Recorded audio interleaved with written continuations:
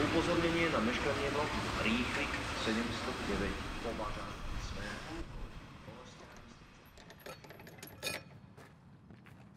Trenčianska tepla, hovorilo sa vždy, aj sa hovorí, že je perla Považia. Je to obec, ktorá je obyvateľmi najväčšia, dá sa povedať, tu na okolí, aj patrí medzi najväčšie obce na Slovensku. Keď si to tak zoberieme, je to naozaj taký dopravný úzol z každého smeru, či po tej cestnej doprave a takisto po tej železničnej doprave. Tým, že pochádzam z okolia Trenčianskej Teplej, pochádzam z Novej Dubnice, čo je kúsok, tak sa dá povedať, že som už takým teplanom od malička, kedy som ešte chodil za maminkyným bratom, ktorý bol rušňovodič do Trenčianskej Teplej do depa, takže tam som vlastne získal také prvé návyky k tej železnici. A čo sa mi vybaví? No, v Trenčianskej Teplej je v prvom rade cukrovar, ktorý je od roku 1901 a druhé by som povedal, že je táto električka. Tu je už v tomto roku 114. rok, až na malú prestávku, kedy sa opravovala trať, stále jazdí tá električka, takže je to niečo úžasné. A dá sa povedať, že v tomto regióne si tam nevieme bez tej električky predstaviť. Preto keď vlastne v roku 2011 táto električka skončila svoju pravidelnú prevádzku, tak boli sme z toho všetci sklamaní, že by to malo vlastne skončiť. Tak skytla sa taká myšlienka, že využiť tú električku na iný účel ako na pravidelnú dopravu. A teda začala sa táto električka už 10. rokom využívať ako turistická atrakcia, čo je, myslím si, že veľmi dobré.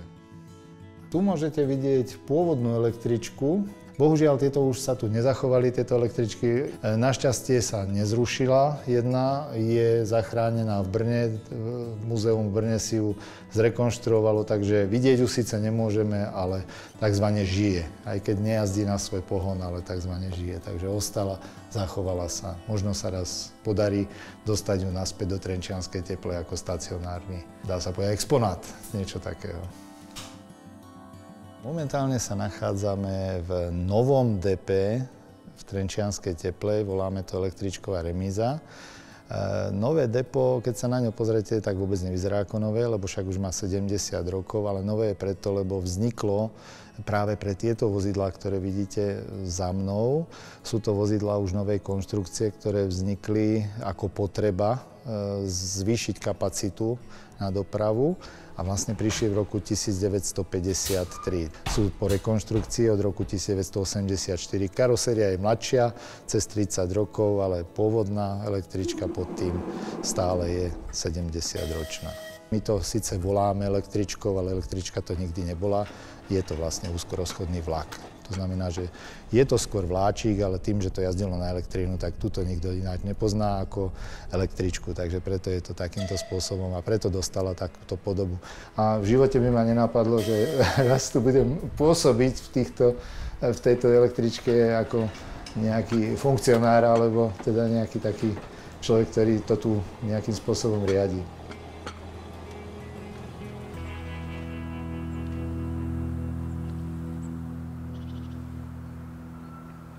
Moji rodičia boli fotografisti, otec a mama.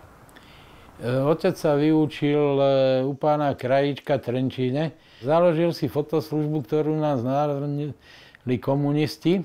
Zobrali nám všetko. Tak som musel fotografie záňať po všetkých známych. A doteraz mám zhromaždených v mojej zbierke okolo vyše 4000, asi 400 fotografií. Toto je jedna z najstarších fotografií železničnej stanice Trenčianskej Teplej.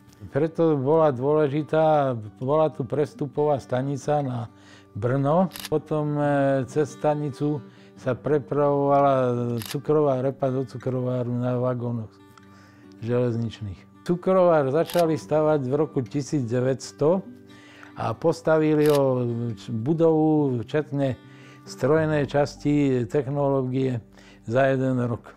A presne o rok začala kampaň.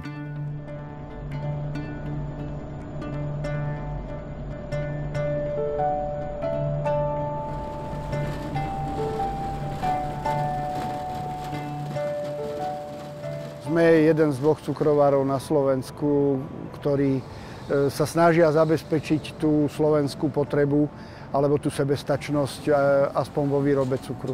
Mám taký pocit, že už len jedna komodita, a to je cukor, zostal v takom tom objeme, že si ho vieme sami vyrobiť. Tá fabrika prešla vývojom, celá tá štruktúra od príjmu repy alebo od výkupu repy cez vysypanie repy teda do toho splavovacieho pásu až po spracovanie tej repy do fabriky, tak sa dá sa povedať zautomatizoval až do výstupu, dá sa povedať až po to triedenie a po to naskladnenie do sila a následne teda do balenia. Samozrejme ako chlapec, keďže som vyrastal tu zhruba asi 50 metrov za bránami cukrovaru, tak na Cukrovarskej ulici si pamätám ešte, keď nám privážali repu. V starých časoch auta stáli až po koniec ulice k škole.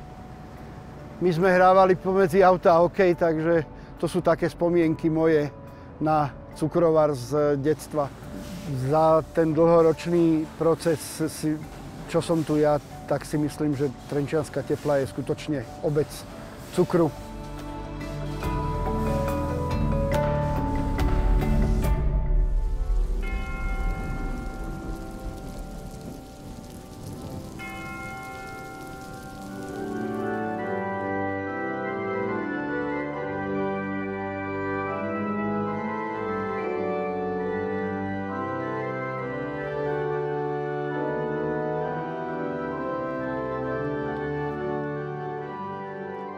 Mám veľkú radosť, že prišla taká obroda krojová aj do našej obce a mladí okolo roku 2000 tu nabehlo také veľké boom, že mladá družina v kostolíku, mladí chlapci a dievčatá sa veľmi radi obliekali trebárs pri nejakých cirkevných príležitostiach do krojov.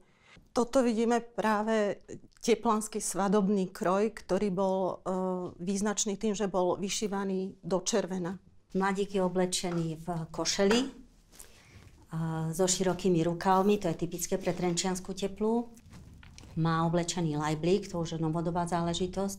A na rukavcoch a na zástierke máme vlastne tú našu teplánsku, krásnu, prelamovanú výšivku žilinské šitie, ktorou je vlastne teplánsky kroj význačný a vlastne nedá sa nejako strojovo vyšívať. Čiže dá sa len ručne. Väčšinou sa používali vzory renesančné, barokové. Tu vidíte pávov, vždy to boli dvojice, buď tých vtáčikov proti sebe, čo znamenalo ako dvojicu, muža, žena. V strede býval strom života. Bola, keď ešte ako mladé dievča som sa venovala výšivke, tak som si povedala, že dám sa na to. Ešte v tom čase, chvála Bohu, žili staré vyšívačky, u ktorých sme sa vlastne naučili to know-how. Žienky staré zomreli a zostala som sama, ktorá som vedela vlastne túto teplanskú výšivku vyšívať.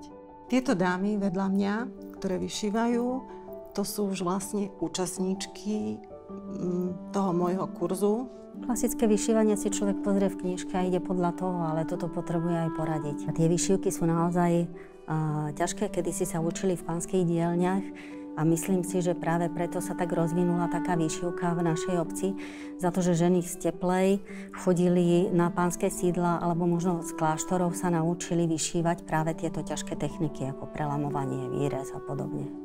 Je to naša tradícia našich otcov. Máme jedinečné kroje. Tam je komín cukrovarský a cukrovár, vidíš? No? Jo. Tam. A tam je svojá električka. Áno, tam chodí električka. Pokojnič. No nachádzame sa teraz na Podradišti, také lokalite Podradište. My skauti sme sa tak zvažovali, teda, že v roku 2014, že by sme tu mohli vybudovať nejakú mohylu. Dole bola taká informačná tabuľa, aby každý, kto vyjde hore na Čertovú skalu, vyniesol kameň. Takže bolo neuveriteľné, že za 3 mesiace takáto mohyla tu vlastne už pomaly stála, taký veľký kopec kamenný. V Trenčianskej Teplej bola taká židovská komunita a vlastne v roku 1922 už boli židovskí skauti na Slovensku a teda dopočuli sa o tej práci a činnosti tých skautov, tak už to bolo v roku 1922 teda prvý židovský skautský 9-členný oddiel. Keď ja sa na to zoberiem z toho, tak veľakrát ľudia si skôr myslia, že sme pionieri a podobne, Takže ale nie, zase keď naozaj človek príde, tak ľudia naozaj to vnímajú veľmi pozitívne. Keď naozaj človek vidia niekde skauta, ktorý je naozaj pekne upravený, tak naozaj budí to aj taký ten niekedy až rešpekt. Skauti v Trenčianskej Teplej počas roka robia viacero aktivít. Medzi také tie najvýznamnejšie naše v rámci zboru je určite svojsikov závod a hlavne letný tábor. V rámci také nejakej komunitnej práce, čo vlastne robíme pre Trenčiansku Teplu, mi príde asi najviac taký ten Mikuláš, že obec za nami prišla, aby sme zorganizovali nejaké takéto akcie pre obec. Roznášame betlehemské svetlo hlavne a to je ten symbol toho pokoja, lásky a očakávania toho príchodu. Čiže úžasná vec.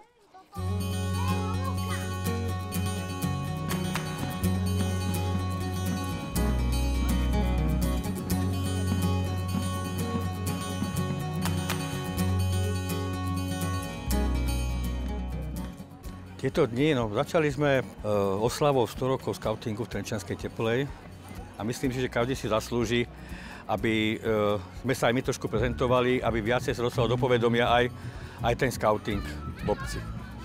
Myslím si, že Trenčianska Tepla má takú perfektnú polohu, že tu žije veľmi dobre.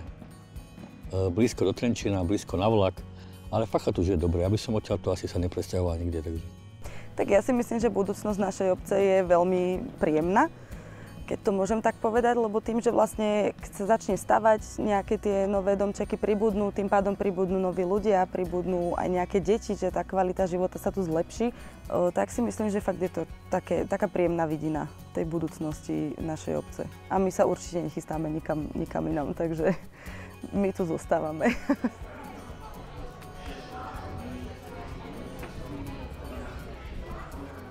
Fungujeme, dá sa povedať, na tom turistickom režime. Pravidelná letná turistická prevádzka, ktorá je víkendová a počas sviatkov. Chytla sa taká myšlienka, že deti majú radi majáky, húkačky, auta, električku. Čo takto dá dokopy? No, vznikla Floriánska električka. Takže myslím, že Trenčianska Teplá patrí medzi moderné obce, ktoré sa rozvíjajú. Ja som napríklad odišla z Trenčianskej Teplej, keď som sa vydala o 20-ke a vrátila som sa po 30 rokoch. Mne sa žiadalo, hocikedy sa mi žiadalo len nadýchať teplej vône, alebo čo, hocikedy len nadýchať sa teplanského vzduchu, prísť, pohovoriť s niekým, koho stretnem na ulici. Mám veľmi také ťažké srdce a obavy, že mladí ľudia sa už vôbec o históriu nezaujímajú. Aspoň ostane to, dúfam, na mojich dokumentoch. No, som rád, že som tu sa narodil. Dúfam, už nebudem na tomto svete, ale dúfam, že to bude pokračovať dobre.